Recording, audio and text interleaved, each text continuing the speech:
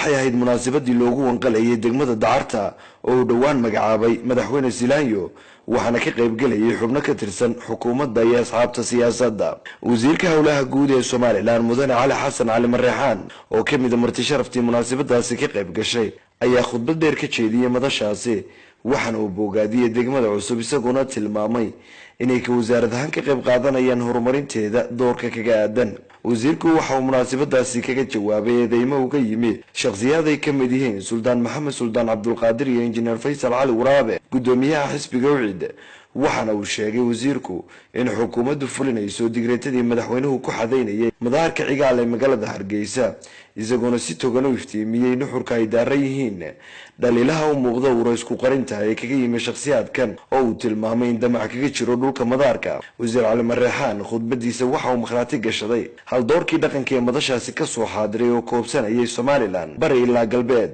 waxaana weydiimihiisa kaga dareen celiyeen jawaabo isku mid ah oo nuxurkoodu yahay in dhulka madaarku noqdo mid qaran taakana aan looga ogolaan in lagu soo xadgudbo halkii loogu talagalay xayndaabka madaarka.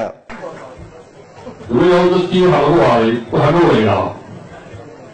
qeyrada suuqay waliba anigu bayna waxa maayan meel jiray oo airport ka Hargeysa salaadii siyaasiyiin masaaliisha jeeyo ma ku waa meesha airport ku yeelo ku maayo dagaalka meesha ka socda iyo qeyrada ka socda Suudaan aadano waa moolayaan balse waa u dhageysta xaaladda Suudaan oo uu Suudaan ku baxay hadii هذه كسر الأسبوع هذه ما هو فيصل بهذه وروح على الأسبوع يا وحوي تذكر واحد يستشعر من هذه الشركة حكومة الإيران والآن محور العمي هذه الشركة واحد كفر كسر فبيعي حكومة ولا سكر إذا أردت توصيل المرأة لكن البرج هالجيسن هي مقايد صناعة سر البرج هو عامل يقول أنت الأسبوع يا هو عامل يا سيدنا هذا تعرف هذا والله على ذيك السكر يقول هذا dadka waa loo garnaqaay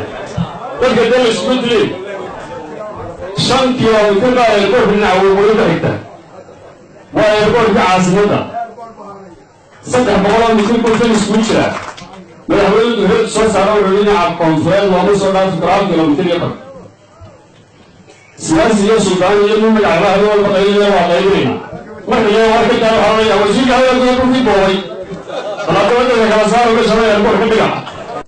wasiirku waxa uu sidoo kale warbaahinta kala dardaarmay baahinta wararkan xaqiiqada ku salaysnayn waxana uu yiri wadadayda saxaafada aan ka codsanaya dadka qaar ay markaa waraysanaa ay markaa waraysanaa way dadku wuxuu iyo kala wada wararka soo dhaafaya aad baan ka codsanay qofku waxa weeye Suudaanada hadii wuxuu sheegay guud xaraashi kulligii إيدي ما هنا عم أوصل إلى الموسيقى حواش كلامه أنت كسي فلان ما هي عنو صحيح وعن صحيح حواش الموتي ضد مواطنين بانوي وحنقول عن الأولى ضد إيه قاعد كسر كذا ما قاعد شيء وحنا حواش هالكاسة dad shicibka la siiyay meel ku dhow waa lagu soo turkay wasaaradda hawlaha madaxda waxaan isugu wasiirka arrimaha gudaha markaan wasiirka arrimaha gudaha isugu waxaan la hadlay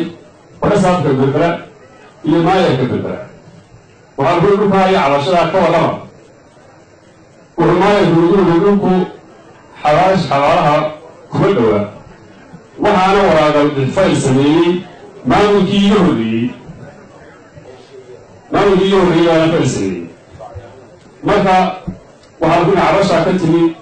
waa qubuuriyadu ajdaadii awoowayaashii inta la isugu imanaya la kala xariiriyo waxaa la iman tahay inay joogsaan qabuur bay hayeen joojiyeen marka isaga waxa uu leeyahay dadka cabada oo dhow oo joogeen xukuumadda oo dhow aan la hadlaynaa marka keenay iga marka kacay waraqa tiijiga dadka leeyahay ee uu isbitaal bixiyay bal iyadana waxaan sheegaynaa bal dadka halka jeedada dhaqan buu leeyahay bal dadka uu Suudaan ka yahayna saxaana la taliya oo ay sheego ku hadlayaan saxaafaduna waxaan ka codsan lahaa marka waraysiga inay ka dhiisaan